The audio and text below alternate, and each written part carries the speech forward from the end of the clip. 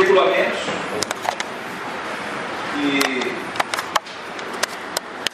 são aqueles atos que são colocados em vigência pelos decretos. Os regulamentos geralmente eles trazem esses comandos geral,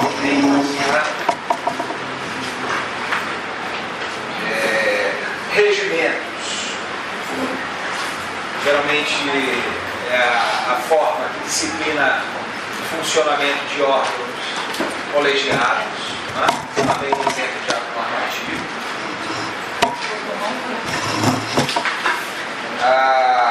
As resoluções e deliberações, outras espécies de atos normativos. Quer dizer, as deliberações, na verdade, são as decisões de um colegiado. Né? As resoluções, elas veiculam aquelas deliberações na forma resumida, uma ementa, alguma coisa. Né? Vocês estão acostumados a ver por aí ementa de julgados, né? Acórdãos. Quer dizer, a ementa desses julgados está no ato de deliberação, né?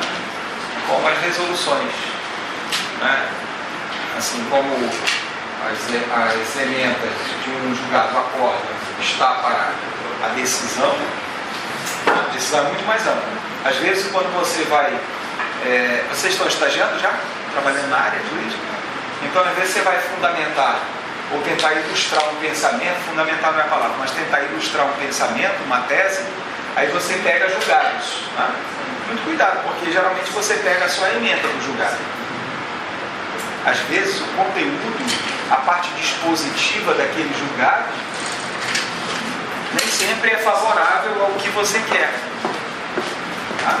Para pegar a jurisprudência tem que ler, né? Tem que ler toda a parte dispositiva, senão você pode estar mal. Tá? Você pode estar mal. Tá bom? Isso aí são atos normativos, espécies de atos administrativos. Outras espécies de atos normativos. Atos ordinatórios. Atos ordinatórios. O que seriam os atos ordinatórios? Eles disciplinam a conduta dos agentes, né, no desempenho das suas atribuições. Quer dizer, advém mesmo do poder hierárquico. Vem desse poder hierárquico. Atos enunciativos ou certificatórios. O que seriam esses atos enunciativos ou certificatórios? Eles atestam, eles veiculam uma posição, um entendimento de um determinado órgão sobre um determinado assunto. Um parecer, não é? Enunciativo ou certificatório. Enunciativo ou certificatório. É uma declaração, né, de um pensamento, de uma posição daquele órgão sobre um determinado assunto. Tá? É interessante você ver o parecer, muito cuidado, vocês em breve serão pareceristas. Tá? Geralmente quando a gente começa a carreira, a gente começa dando assessoria, aí coloca um parecer, muito cuidado com os pareceres. Antes, o parecerista não tinha responsabilidade alguma. Hoje, ele responde solidariamente com quem tomou decisão com base no seu parecer, a quem se dirigia seu parecer. Tá? Vou dar um exemplo para vocês. Eu, com 15 dias de formado, eu era parecerista num órgão municipal. 15 dias de formado.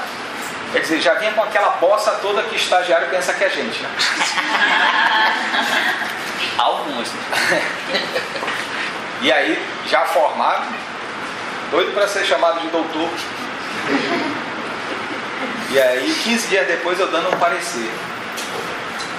O parecer versava sobre um determinado servidor que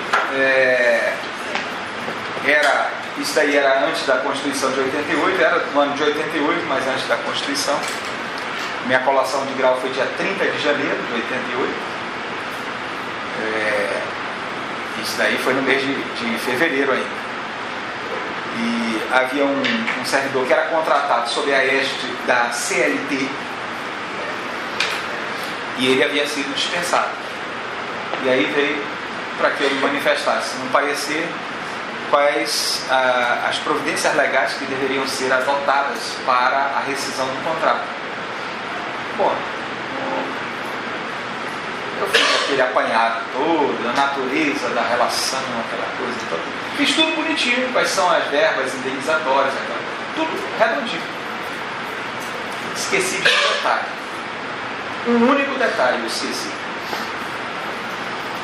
Dizer que aquela rescisão deveria ser homologada ou perante a Justiça do Trabalho ou perante o sindicato respectivo da categoria.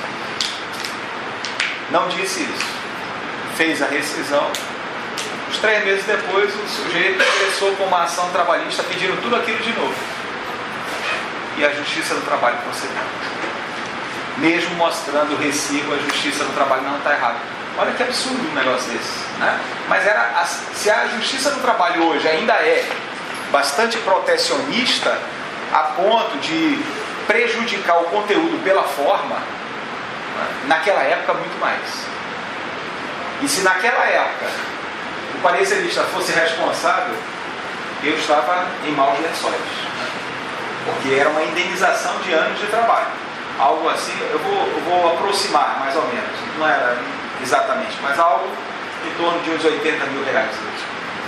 Parecerista, iniciando carreira ganhando 5 mil reais, hoje, eu ia trabalhar um bocado, né, para pagar aquela indenização. Hoje o parecerista ele responde solidariamente, tá? Então, muito cuidado. Parecer é um ato enunciativo certificatório, uma certidão, não é?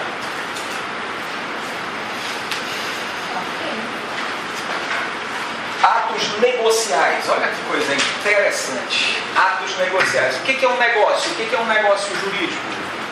Doutora, o que é um negócio jurídico? Doutor? Pode ser um contrato. Negócio jurídico. Contrato. Quando a gente pensa em negócio, é natural que pensemos sempre, no mínimo, 2 partes. No mínimo. Não é? Negócio. Bilateral. Negócio bilateral. No mínimo. Não é? Mas quando a gente fala ato administrativo como ato negocial, significa que aquele ato, ele é praticado, é um ato só, unipessoal, ele não é bilateral. Ele é praticado pelo agente público, pela administração pública, mas impõe-se ao beneficiado com a prática do ato a observância de requisitos legais. Há requisitos que, para o administrado beneficiado com a prática do ato unilateral, ele observe e mantenha essa observância a determinados requisitos legais. Exemplo. Você solicita ao poder público a concessão de um espaço público para montar uma barraquinha para vender alimentos. Vender tacacá. Vamos dizer, o poder público ele concede essa permissão. Só que só tem uma condição. Você vai ter que atender às normas de saúde pública, inclusive mantendo a limpeza do local, coletando lixo produzido, etc. Se você não atende a esses requisitos que são de lei, você vai perder essa concessão. Agora, o ato foi unilateral. mas impõe-se a observância de determinadas contraprestações. Então você aqueceu de qualquer forma na observância daqueles requisitos para a manutenção do ato. Por isso é que se fala ato negocial, mas na verdade ele é unilateral, porque só uma pessoa pratica o ato. Por isso é ato e é unilateral. Ok? A lei dos negociais, para nós encerrarmos essas espécies que são tratadas pela doutrina, esses daí são os principais. Nós temos os atos punitivos ou sancionatórios. Atos punitivos ou sancionatórios. Eles veiculam uma sanção, uma punição, uma reprimenda em decorrência da não observância de alguma norma de conduta, que é tutelada pela administração. Uma multa, por exemplo. A interdição de um determinado estabelecimento, de uma determinada atividade, é um ato punitivo ou sancionatório. Perfeito? São exemplos que poderíamos até buscar outros, mas basta por hora. Até aí, dúvidas? É interessante ver que, quando falamos aqui dos elementos do ato administrativo, lembram quais são os elementos? Quais são? Competência, finalidade, forma, motivo, objeto. Competência, finalidade, forma, motivo e objeto. Competência, finalidade e forma sempre vinculado. Motivo e objeto pode ser ou não vinculado, se não for, cai na discricionariedade. O ato administrativo, ele pode apresentar vícios. Vocês lembram que nós falamos de perfeição, validade e eficácia? O ato ele pode ser viciado no seu processo de elaboração em relação a um desses elementos. A depender do grau do vício que macula o ato, ele poderá ou não ser aproveitado. Tem atos que apresentam vício que pode ser aproveitado o ato, mas tem outros atos que apresentam outros vícios em outras circunstâncias que não admitem um aproveitamento. Por quê? Porque a mácula é de tal monta que corrói a essência do ato. Então, em relação à competência, vamos falar sobre os elementos do ato. Em relação à competência, quais são os vícios que podem aparecer aí? Há uma lei que ela é importante. Eu já tinha falado para vocês da 9784. A 9784 é muito importante. Se já começaram, continuem a ler. Se não começaram, comecem o quanto antes. Lei 9784/99. E há uma outra lei, que é a lei da ação popular, recepcionada, que é a lei 4717 de 65. 4717/65. Ano de nascimento da Luziana. Eita, porra!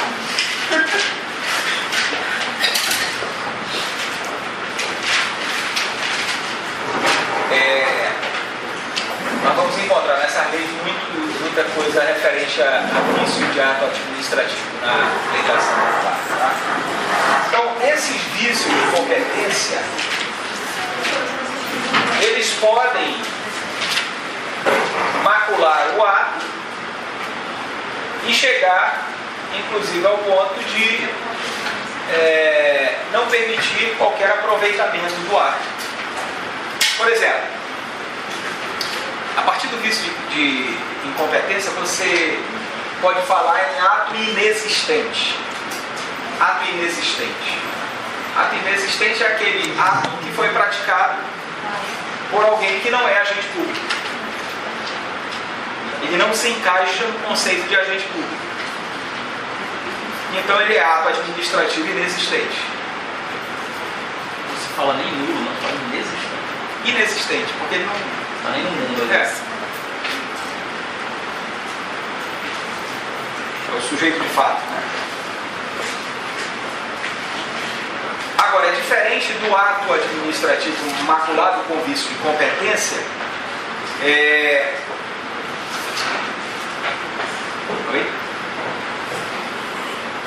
O agente público que age pensando ser titular daquela competência. Ele age de boa fé, pensando ser o titular daquela competência. Esse ato, se não ferir o direito público, se não ferir direito de terceiro, se não se encaixar naquelas restrições que caracterizam o vício insanável, se o vício for sanável, o ato pode ser aproveitado. O ato poderá ser aproveitado. Perfeito? Competência. Finalidade. Desvio de finalidade. O vício de desvio de finalidade. Como é que nós vamos avaliar o vício de desvio de finalidade? É abuso de poder. É ilícito. Contraria a lei. Desvio de finalidade. Pode ser aproveitado? Em algumas situações tem sido admitido o aproveitamento. Vai depender da situação. Será aproveitado sempre que não caracteriza vício insanável, que não fira o interesse público e nem direito de terceiro. Esses requisitos, eles são essenciais para o aproveitamento do ato. É aquilo que em direito administrativo se chama de convalidação de atos administrativos. O ato ele apresenta uma mácula, um vício, mas se não prejudicar o interesse público, nem interesse do terceiro, e o vício for sanável, admite-se a sua convalidação, a sua confirmação, a sua ratificação. Seu aproveitamento. Diga, doutor. Olhou feio para mim? Não. Sei que você ia brigar já.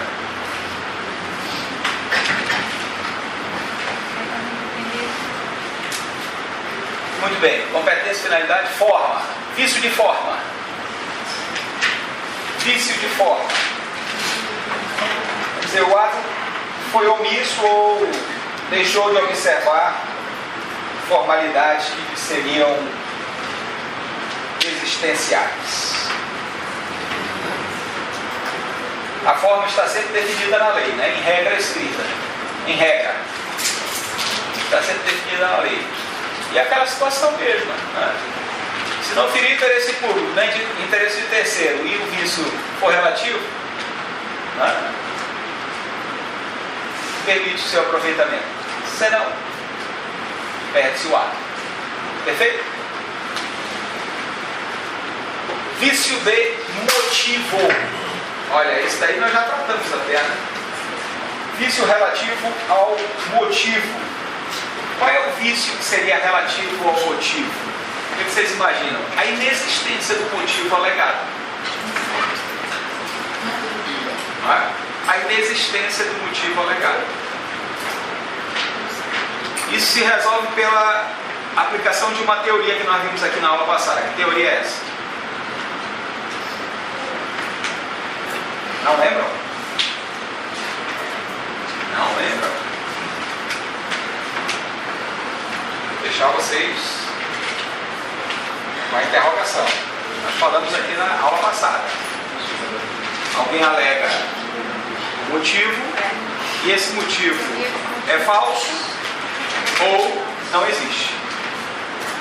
O que acontece? O ato se torna nulo. Tá? o ato se torna nulo. Se o motivo é falso ou não existe, o ato se torna nulo. Teoria dos motivos determinados. Ana Clara, hoje não tracou ninguém, não.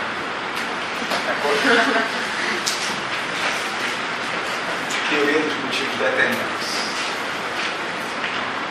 Perfeito? Agora, se esse vício de motivo ele não chega a prejudicar o interesse público ou o interesse de terceiros e é vício que permite ser sanado, imaginem situações que não tem nada objetivo absoluto.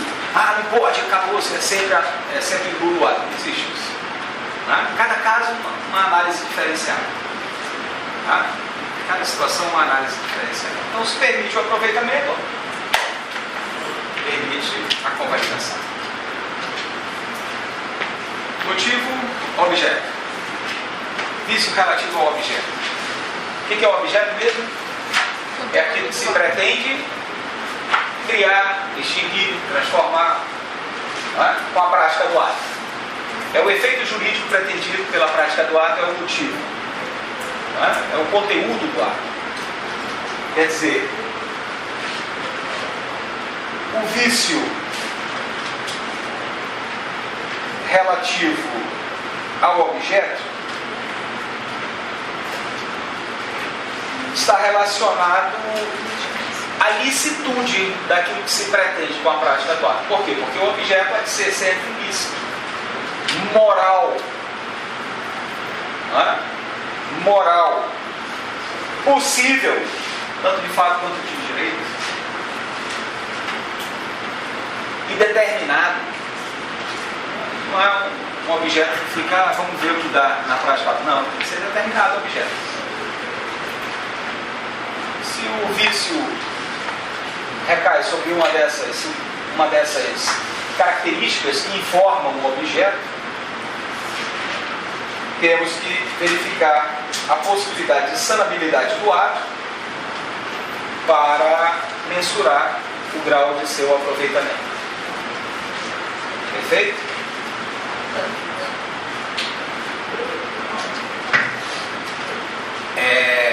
O vício, portanto, ele pode ou não anular o ato. Por falar em anular o ato, eu acho que é bom nós tratarmos aí já do desfazimento do ato ou da extinção do ato. Alguns falam em invalidação do ato. Extinção, desfazimento, invalidação, depende da doutrina que você pegar. Essa minha aqui é a extinção do ato administrativo. Sim, senhora. Como é que se dá a extinção do ato administrativo? Imagina aí uma forma de extinção do ato administrativo. Várias formas. Como é que você pensa uma das formas de extinção do ato administrativo? Bom, não é? O exaurimento dos seus efeitos, né? Atingiu o efeito pretendido. Para que ele ainda vai manter o ato? Já atingiu.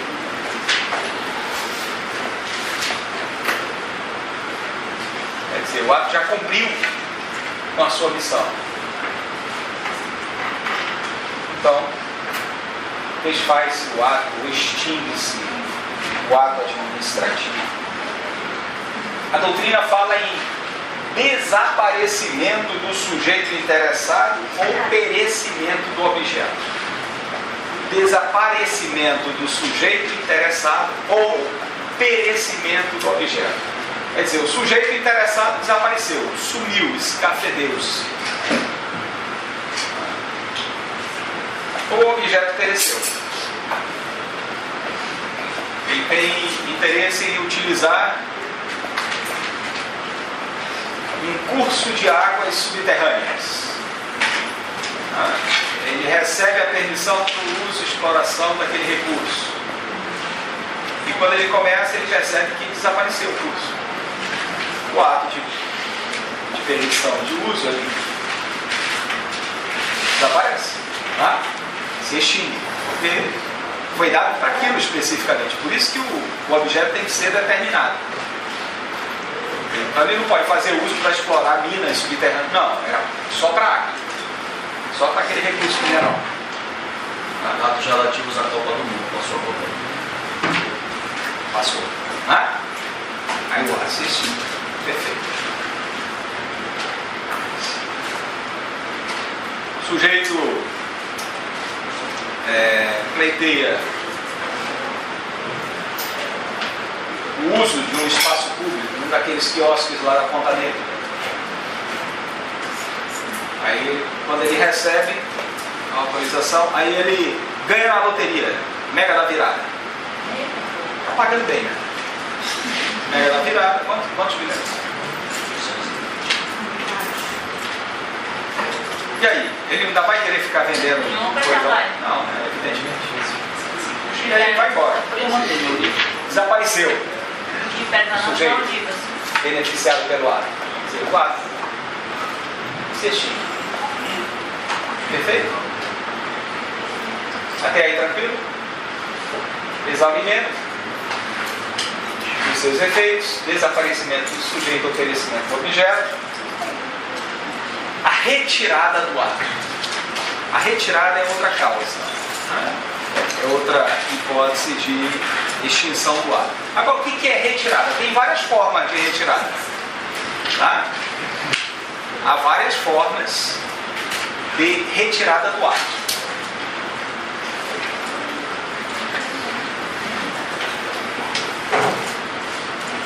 Olha só, eu vou falar as formas para você não se confundir. Formas de retirada do ato e em seguida eu explico todas elas. Tá? Anulação, revogação, cassação, caducidade e contraposição. Tá? Anulação, revogação, cassação, caducidade e contraposição. O que é a anulação? Alguns chamam de invalidação. O que é a anulação? É a retirada do ato porque ele apresenta vício de legalidade. O ato é ilegal, é ilícito. Ato nulo não gera efeito, então ele tem que ser retirado. Quem pode retirar o ato nulo? Quem pode retirar o ato nulo? A administração pública pode? Pode. Aliás, deve. Né? Deve. Segundo a lei 9784, ela deve anular seus próprios atos quando eivados de vícios de legalidade. Né? E o judiciário, pelo princípio da inafastabilidade do poder judiciário. Né? A lei não excluirá da apreciação do judiciário lesão ou ameaça de direito. Né? Revogação. Revogação é a retirada do ato lícito. O ato não é ilícito, o ato é lícito. Mas retira por motivo de conveniência e oportunidade. Não é mais oportuno, não é mais conveniente manter, né, a eficácia daquele ato, a existência daquele ato, a vigência daquele ato. Então retira o ato pela revogação. O ato não apresenta vício algum. Só não é mais oportuno nem conveniente a sua manutenção. Tá? Diferente da anulação. Anulação, vício de legalidade. A revogação não tem vício. Questão de conveniência e oportunidade. Compreendeu? Cassação. O que seria a cassação? A retirada por cassação. Retira o ato por cassação. Exemplo, o ato negocial. O ato negocial é aquele ato que impõe a observância de algumas condições pelo administrado beneficiado pela prática do ato. Exato. E aí, quando ele não observa essas condições, o ato vai ser cassado. Aquele exemplo que eu dei para vocês, né, do estabelecimento que revende alimentos. Pode ser um restaurante, pode ser uma banquinha na praça. Ele tem que manter as condições mínimas de saúde. Se não mantém, opa, cassação. Perfeito? Cassação do ato que permitia a exploração daquela atividade. Tá? Retirada por cassação. Sim, senhora. Caducidade. Retirada por caducidade. O que vem a ser a retirada por caducidade?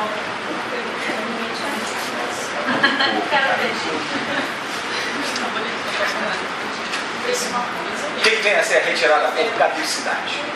Retirada do ato por caducidade. Caducou o ato. Venceu por quê? Ficou velho? Ficou caduco? Olha só, o ato era um ato jurídico perfeito. Foi produzido, emitido de acordo com as normas vigentes. Mas vem uma norma jurídica posterior e disciplina aquela situação de forma diversa. Quer dizer, então decorre de norma jurídica posterior que se apresenta contrária à manutenção daquele ato. O ato era ato jurídico perfeito, mas como o direito muda, é cultural, né? Mudou e aquela conduta já não é mais permitida, tá? Então ocorre aí a denominada caducidade. Ficou caduco, ato caduco. E a contraposição? Retirada por contraposição. Retira o ato por contraposição. Parece muito com a caducidade, mas não se confunde. Porque o que vem no futuro contrário àquele ato é um outro ato administrativo, não é mais uma norma jurídica, não é mais uma norma legal, tá? É um outro ato administrativo que se contrapõe ao ato anterior. Exemplo, nomeação e exoneração.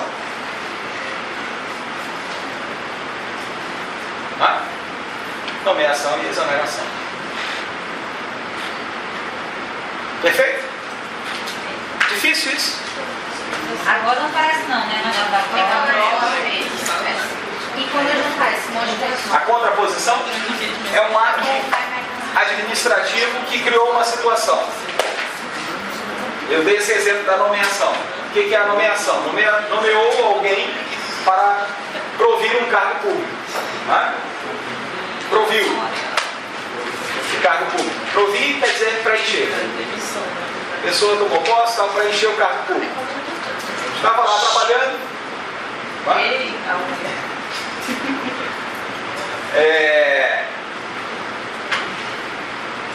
Mudaram as circunstâncias. E aí vem um ato de exoneração. É um ato administrativo, é um ato da mesma natureza, ato administrativo, que afirma uma situação contrária ao primeiro ato. O ato de exoneração diz: acabou o vínculo. Um inaugura o vínculo, o outro encerra o vínculo. E aí contrapõe-se ao ato anterior. Por isso, contraposição. Sim, senhora, doutora Bia? Ali.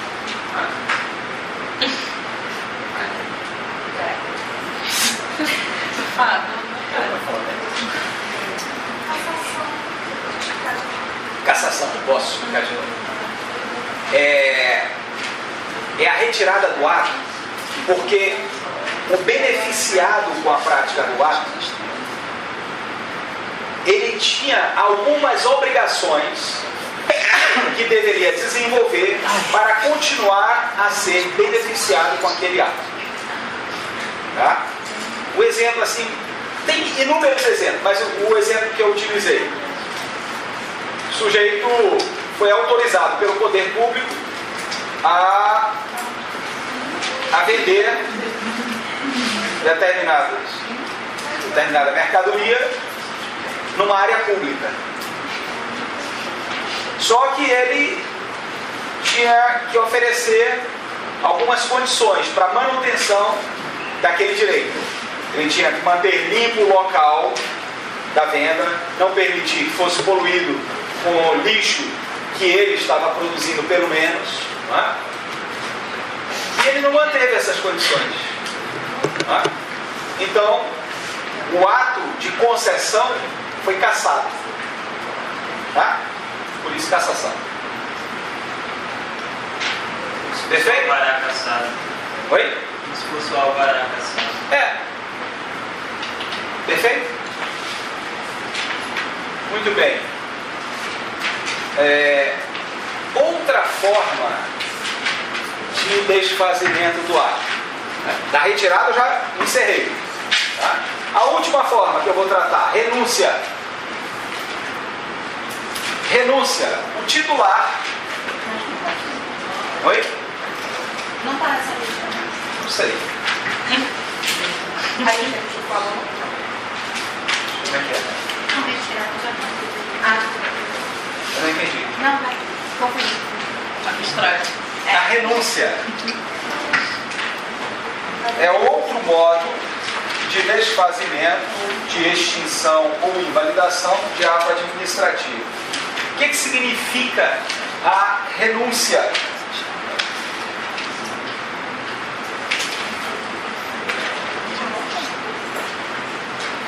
O beneficiário ele abre mão.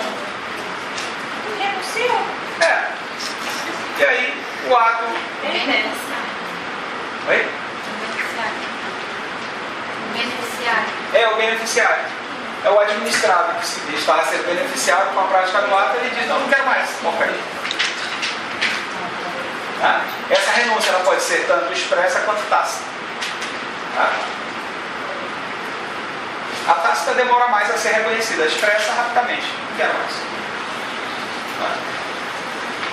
Por exemplo, o ato de nomeação. O sujeito foi nomeado para o exercício de determinado cargo. Ele passa ali algum tempo exercendo o cargo, as funções do cargo, aí depois ele diz, não quero mais isso não, muito chato. Né? Excelentíssimo senhor governador, eu, fulano de tal, solicito exoneração do cargo tal para qual foi nomeado pelo decreto de tanto, está publicado no DOE. Né? Então, a partir desta data, PT, saudações, tchau. Em caráter irretratável e irrevogável. É para não ter dúvida. E aí, ele renunciou àquele direito a ser titular de um cargo de provimento em comissão. Ou mesmo um cargo efetivo, ou um cargo vitalício. Tem doido para tudo. Perfeito? Passou em outro concurso, né? Somente. Você era juíza federal, aí passou no concurso para notário. Olha só. Resolveu a vida, né? Vai ganhar 500 mil por mês, rapidinho. É por aí, gente. Que ganha o notário é por aí. É por aí. Vale a pena, não vale? Só tem que estudar muito. Só tem que queimar muita questão, né? Não vive, né? Oi? Quando tiver que dar uns filhos, porque as pessoas.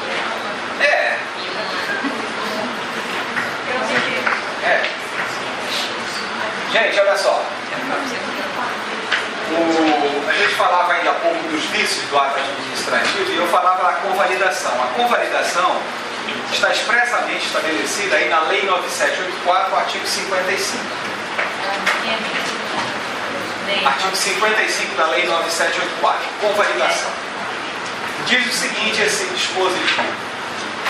Em decisão na qual se evidencie não acarretarem lesão ao interesse público, nem prejuízo a terceiros, os atos que apresentarem defeitos sanáveis poderão ser convalidados pela própria administração.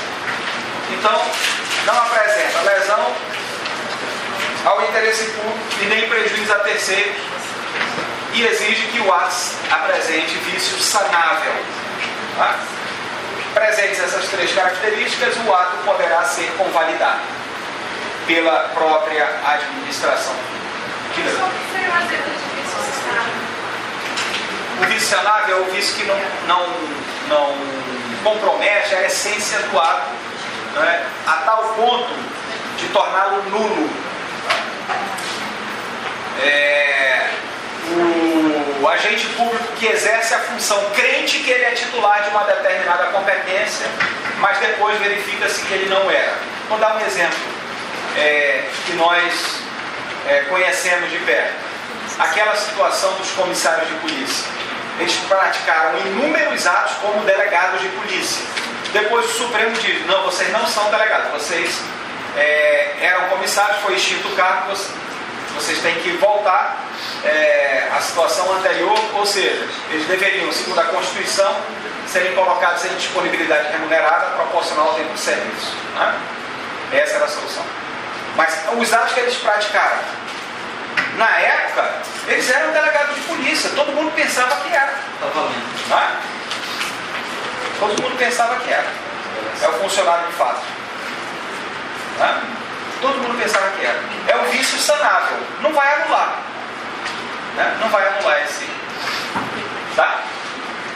Agora, é interessante você observar que há determinados vícios nos atos jurídicos em geral, que mesmo não permitindo a sanabilidade desse ato, ele acaba sendo aproveitado. Eu vou te dar um exemplo. A criação de municípios que ocorreu lá na Bahia, ocorreu no Paraná, ocorreu em Goiás, sem a lei complementar que a Constituição exigia antes.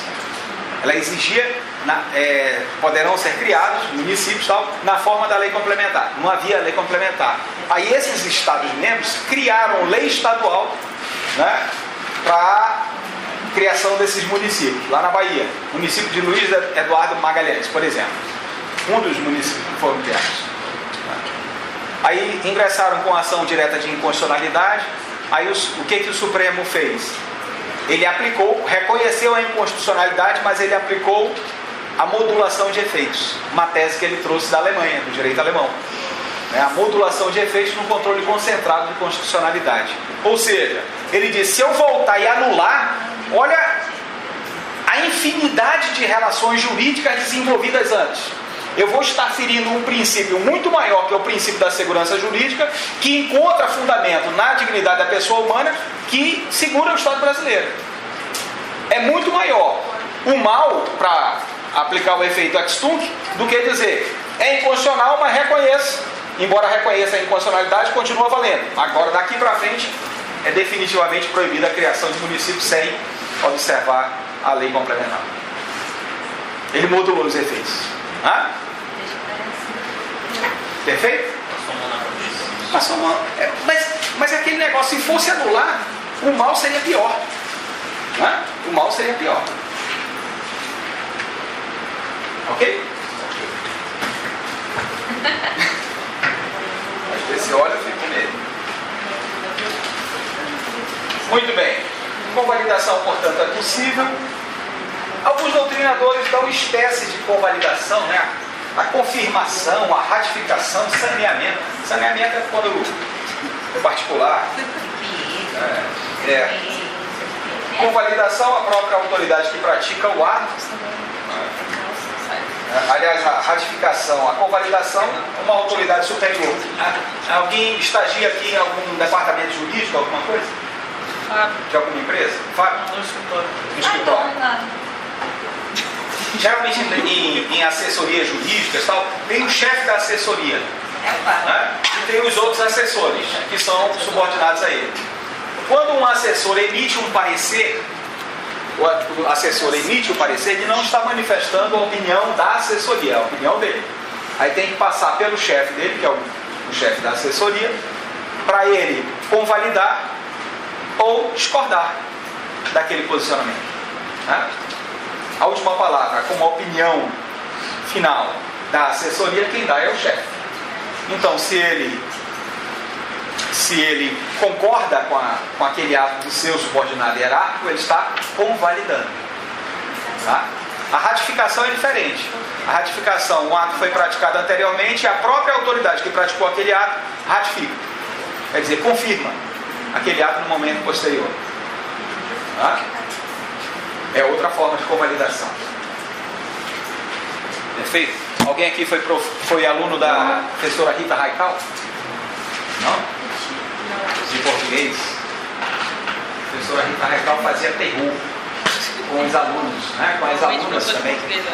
Eu tive algumas alunas há pouco tempo, eu acho. Eu estava com meus 22 anos. Eu era professor do CCA, do IAST, eu lecionava inglês. Aí tinha algumas alunas que estudavam português com ela. E elas chegavam lá assim meio abaladas, o que foi? Não, eu estou confusa porque a professora Rita fica falando, você ratifica ou retifica? Ratifica ou retifica? Aí ficava confusa. E o povo se utilizava, não sei por que essa expressão, né, nos colégios. Dizia, a ratificação é a confirmação, né, de algo. Então quem vai confirmar é a própria pessoa que emitiu o ato. Tá? Uma espécie de convalidação por ratificação, quer dizer, aquela própria pessoa, a própria autoridade que praticou o ato anteriormente está ratificando agora. Continua a ser um entendimento dela. Tá? Ratifica. Perfeito? Sim, senhora? Funcionava English. Eu lecionei um tempo. Eu estudei lá no IASIS. No IASIS? Não, mas não foi na minha época. Quando... Não foi não, professor.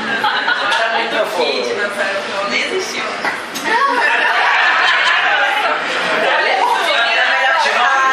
Tinha uma V2 aí.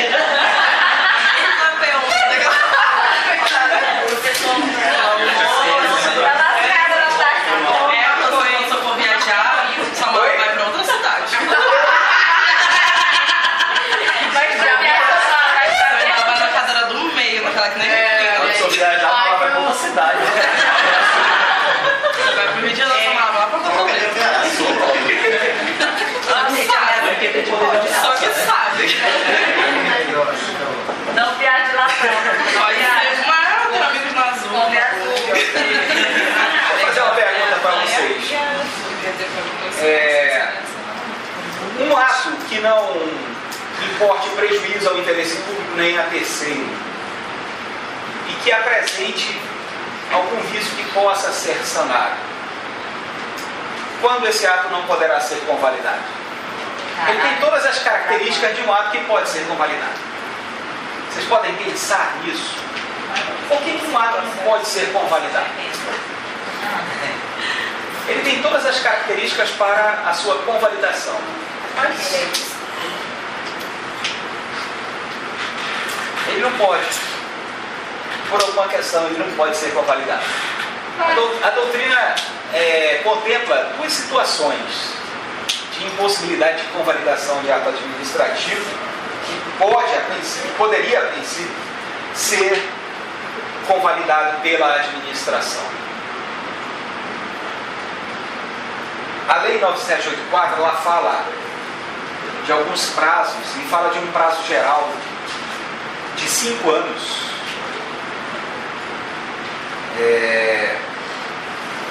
para a anulação administrativa. É o prazo que tem a administração para anular administrativamente o ato.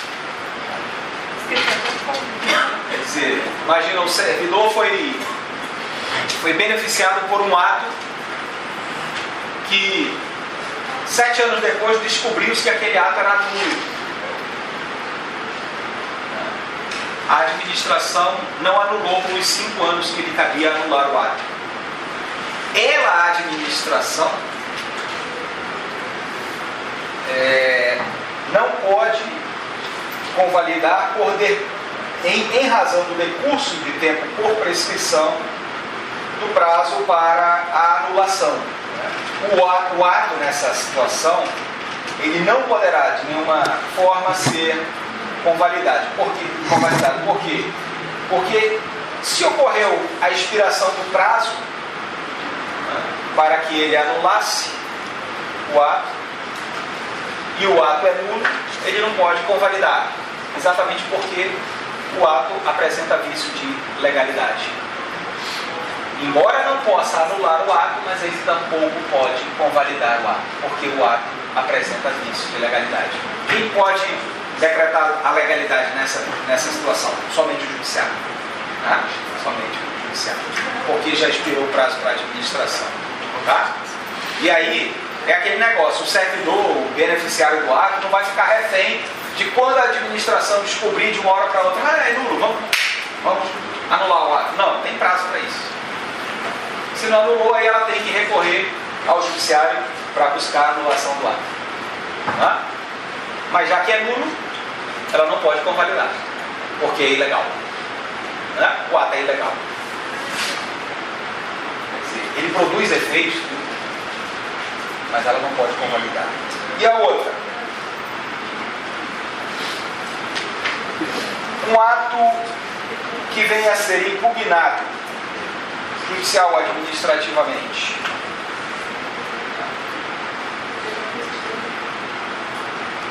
Em razão de vício de legalidade.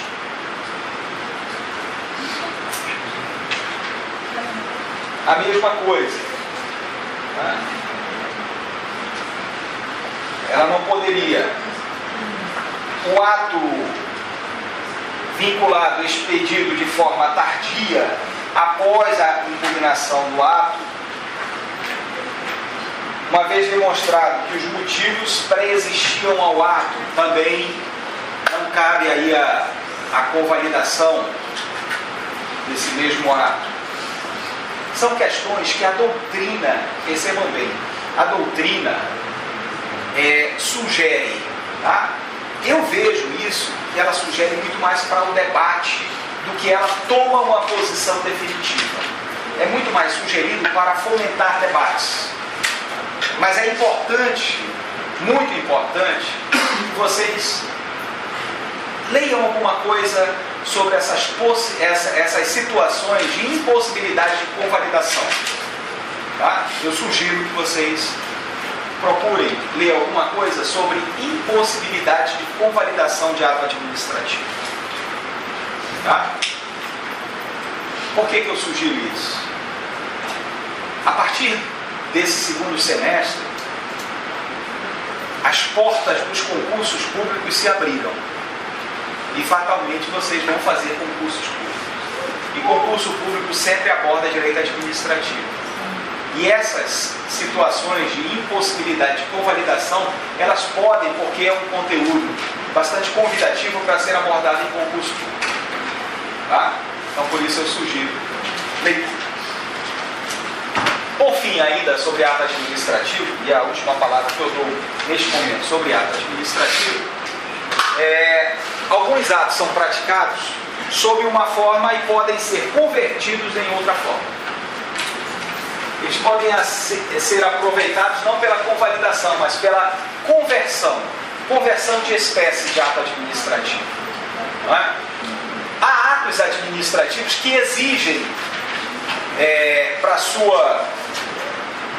no seu processo de formação, para a sua validade, para a sua existência, vão exigir manifestação ou autorização legislativa, principalmente aqueles atos que importam despesa pública. Não é? Principalmente aqueles atos que importam despesa pública. Isso daí de uma forma geral. Mas, por exemplo, eu trouxe aqui um exemplo de concessão de uso.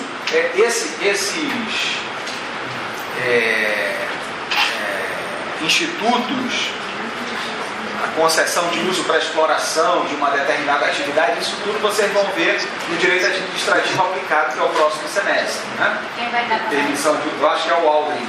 Ah, sério? Acho que é isso. A concessão de uso, ela exige prévia manifestação legislativa. Mas vamos dizer que foi expedida uma concessão de uso sem essa prévia autorização legislativa. E depois ela veio a ser convertida ou transformada ou aproveitada na forma de permissão de uso. Porque a permissão de uso prescinde, abre mão, não exige essa manifestação legislativa. Então é possível esse aproveitamento dos atos administrativos. Princípio da economicidade também, princípio da boa-fé administrativa também concorre para isso. Tá? Há uma série de princípios que informam essa situação justamente para relativizar as formas. Tá? Relativizar as formas. Direito administrativo, pensem sempre nessa situação. O direito administrativo ele é uma criança ainda engatinhando. Ele é novo. Tá? Está no processo de formação. Então, o que puder ser aproveitado e perdoado de falha, desde que não prejudique o interesse público, o interesse de terceiro e o vício seja sanável, poderá ser convalidado ou aproveitado. Tá? Compreendam isso em relação ao direito administrativo. Ok? Ok.